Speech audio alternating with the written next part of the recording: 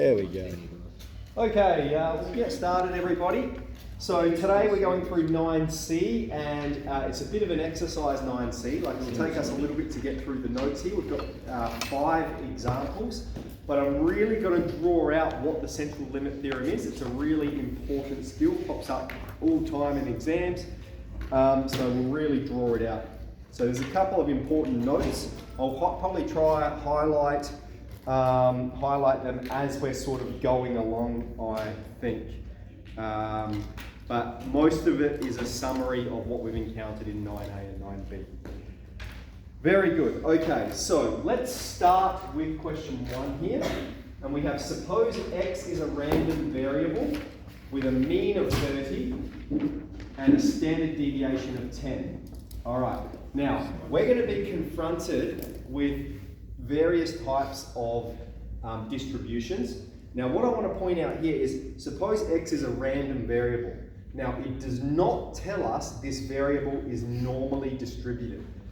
Every now and then when we're reading something, it'll say this variable is normally distributed and it has a mean and standard deviation. This time it doesn't say that at all. It doesn't tell us anything about the normality of the distribution.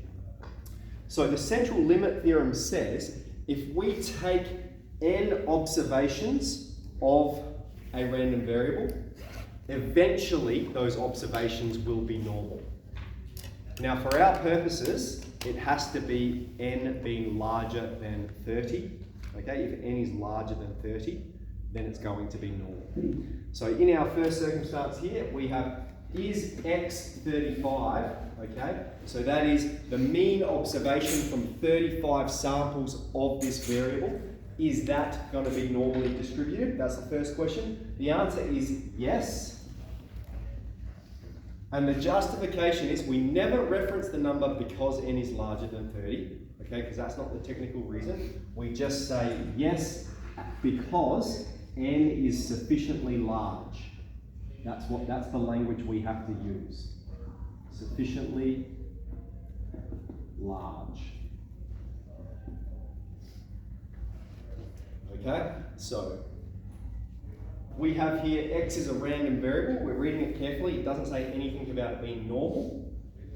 And so then we're asked, how about x35? Is that going to be normal? The answer here is yes, because n is sufficiently large. Find the mean and standard deviation of x35. So this is going to follow directly from our exercise 9b, where we have the mean of x is equal to the mean of x35. So in this circumstance, that is 30. And the standard deviation of x35 is equal to the square root. We'll click that. This is equal to the standard deviation of x divided by the square root of n. So in this circumstance, 10 divided by the square root of 35. Okay, so that's part A and part B. Part B is just a recap from exercise 9B. Okay, part C. Find the probability of x35 being larger than 32. Now, we have said because x35 is normal, therefore we can model it using a normal distribution. And so all this becomes then is an NCD calculation. It goes, what's the probability of it being larger than 32? So 32 is our lower boundary, infinity is our upper boundary. The standard deviation of x35. x35 is this variable, the standard deviation is 10 on top of the square root of 35, and the mean we have is 30. That's the calculation we're performing. So we found the mean and standard deviation of x35, and now we're doing a normal distribution calculation of it because it is approximately normal. So let's crank that quick. Lower boundary 32, upper boundary infinity, 10 on root 35, and 30. And we've got 0.1183, 0.118. Very good. That's part C. Part D. Is x6 approximately normal? Okay, again I'm going to say How does the question introduce it to us? It just says it's a random variable. It doesn't tell us it's normally distributed. X6 is only 6 observations. It's not larger than 30, so no, because n is not sufficiently large.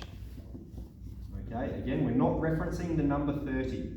Every year, I stress, don't reference 30, and every year there's always a couple of kids who put in because it's larger or smaller than 30. Do not say 30. Use this language. N is not sufficiently large.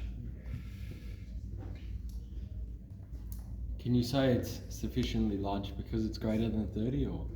Yes, yeah, when it's greater than 30, we have to say yes because it is sufficiently large. Yep. Yeah. And when it's less than 30, we say no, it's not sufficiently large enough. Yep. Okay, that's all of question 1. Let's move on to question 2. All right. Now here we've got a little bit of a trick for you.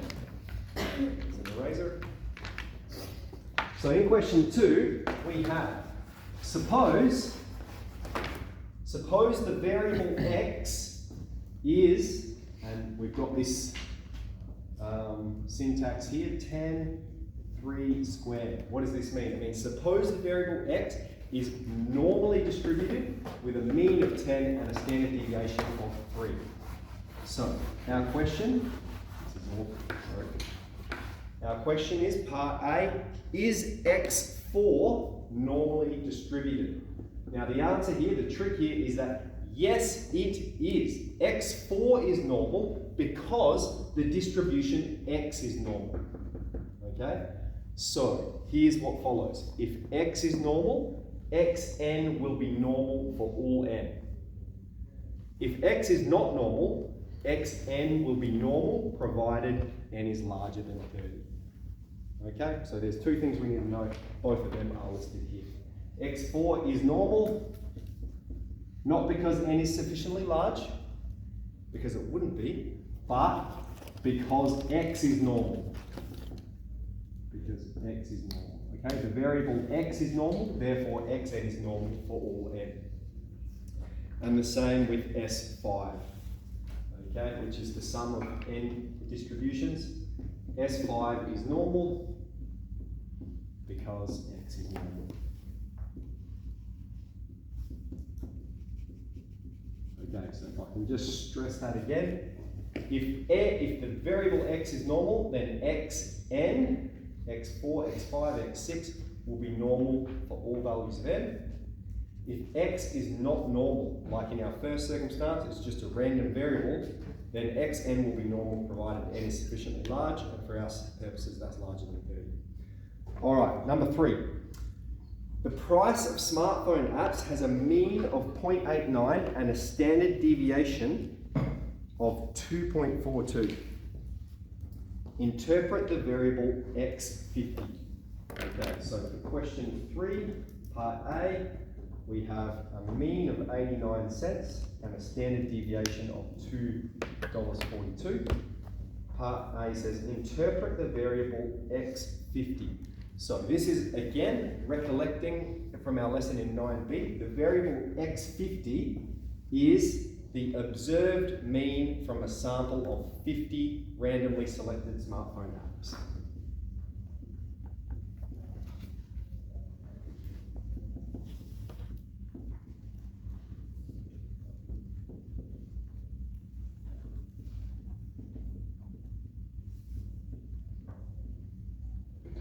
Okay, so that's part A. We've explained what x50 is. Then we have 2 histograms. Now I'm going to very loosely draw their shape here. One looks like that, and one looks like this. One of them is much more approximately normal than the other. Okay, one of them is more bell-shaped than the other. Now here's the thing. The variable x here, smartphones, are not normally distributed. It doesn't say anything about the variable being normally distributed, so we assume it's not. X50 is sufficiently large. And so here's, again, the takeaway. As n increases, normality increases. Okay? So one of these distributions is just x, and one of them is x50. Whichever one has a larger number is going to be the more normal distribution. This one here is more normal, so this is the distribution x50. This is the distribution of X. This is a very common type of exam question where they get you to make a distinction between two graphs. The one that's more normal will always have the higher number of observations because as n increases, normality increases. As the number of samples increases, the distribution will become more normal. Okay, any questions so far with our central limit? Let's move on to 4. Okay, we have Carlton dry stubbies are normally distributed. Okay, so we're told in the question it's normally distributed. The mean volume is 335 millilitres and the standard deviation is 5 millilitres. Part A, find the probability of X being larger than 340. All right, this is a year 10 calculation. This is normal distribution. We're just going, okay, the lower boundary is 340, our upper boundary is infinity, our standard deviation is 5, and our mean is 335. All right, so what's that going to be, 16%? Let's see. Pretty close. 0.166 or something. 335, 40,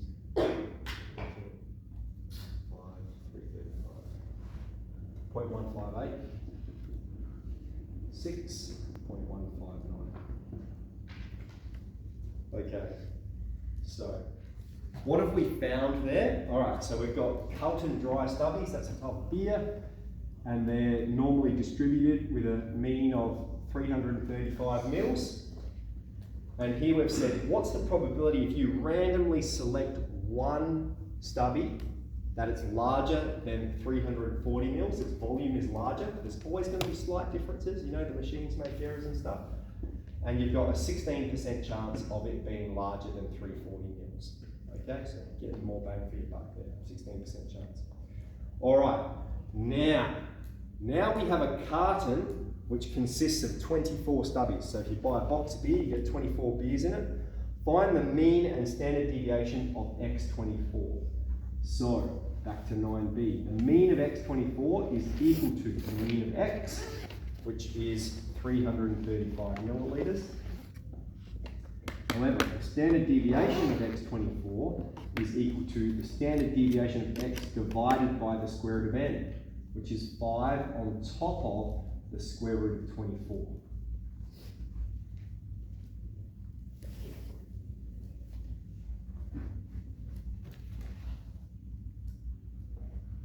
All right. Now, let's just talk about what X24 is. I'm going to write it up here, so it's going to help us in a moment when we have to distinguish the difference. X24 is the observed mean of 24 bottles. All right, it's the observed mean from 24 bottles. Now, part C says, calculate the probability that our variable X24 is larger than 340. Determine its significance. Why is this different from A? So it's a pretty similar calculation to this, except there's one thing different. So the lower boundary is 340, our upper boundary is infinity. The standard deviation, that's the only thing that's different. 5 on root 24 is our standard deviation, and our mean is 335. So we put that in. And look at that really low probability we've got. I've got 4.816 times 10 to the minus 7. 4, 5, 6, 7. All right, so that's what that number means, right? It's a very, very small probability of occurring. Why? Why is it different? Why is it heaps smaller? Okay, here in part A, it's the probability of randomly selecting one beer bottle and it having a volume larger than 340. Here, X24 is a carton. And so this probability is the probability of the whole carton having an observed mean larger than 340. So here it's speaking about all of the beers in that box having a larger volume than 340. Here it's speaking about just one individual beer. So you can see why this is much more unlikely. It's compounding the effects of the bottle being larger. The other thing to point out here is that as n increases, our normality increases. And so the difference between these two calculations is the standard deviation. Here the standard deviation is 5, whereas here it's much smaller. And so as n increases, it becomes much more spiked. Here we have a very spread out distribution. As n increases, the results become much more centered about the mean. They become closer and closer and closer to the mean. And so now our distribution looks much more like this, where 340 is over here. And so the probability of getting there is very low, whereas here we had 16% of results larger than 340. So that's the central limit theorem, okay? As n increases, normality increases.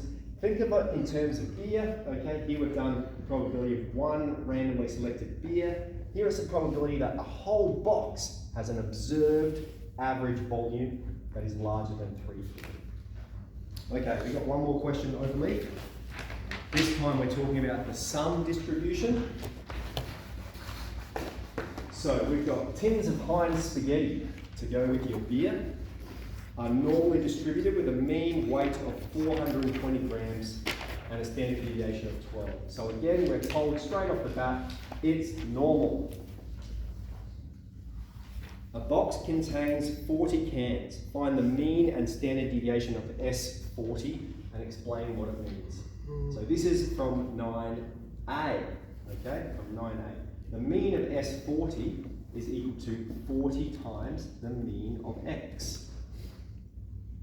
So we have 40 cans, so we do 40 times 420 for our standard deviation, for our mean of X.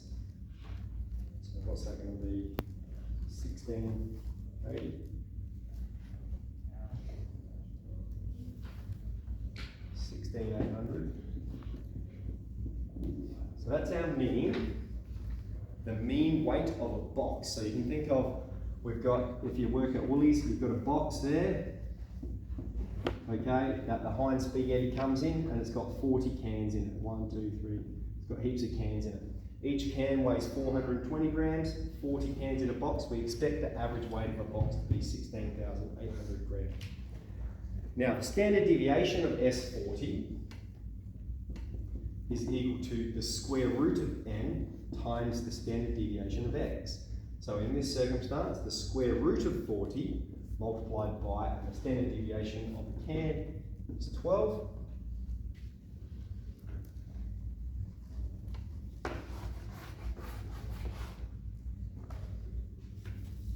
Which is 24 root 10, let's go to a few figures, 75.89, 75.9.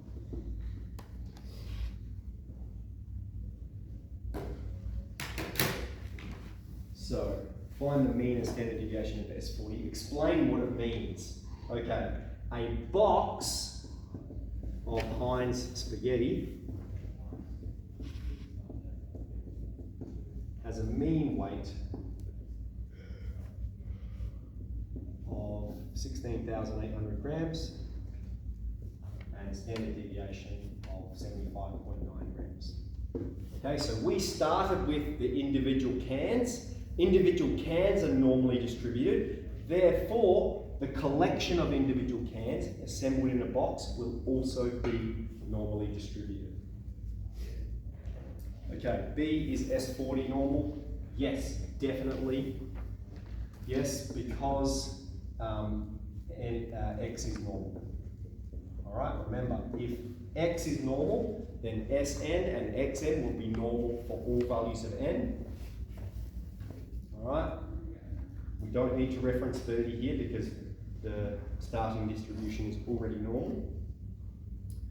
Alright, a box is too heavy for a strong man if it weighs more than 17 kilograms. Determine that a box will be too heavy for a strong man.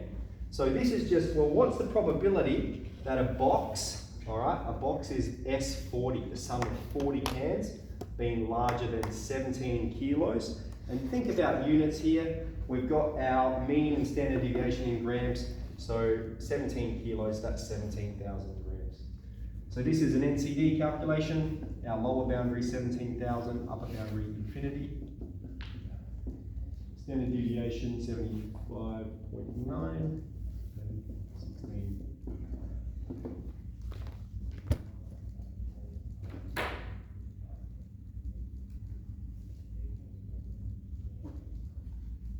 Okay, 17,000 infinity.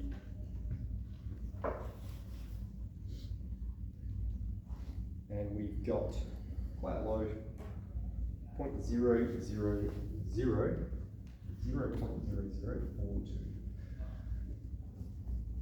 That's because he's a strong man. So he knows all the boxes. Excellent. Okay, so that's the central limit theorem. Couple of takeaways. Don't reference 30. Remember, we say sufficiently large. Read the question carefully. If it says it's normal, xn will be normal for all n. And we're really consolidating our learnings in 9a and 9b. So I'd love you to do a couple of this, but you're very welcome to spend some time on your folio this lesson as well. So let's get in.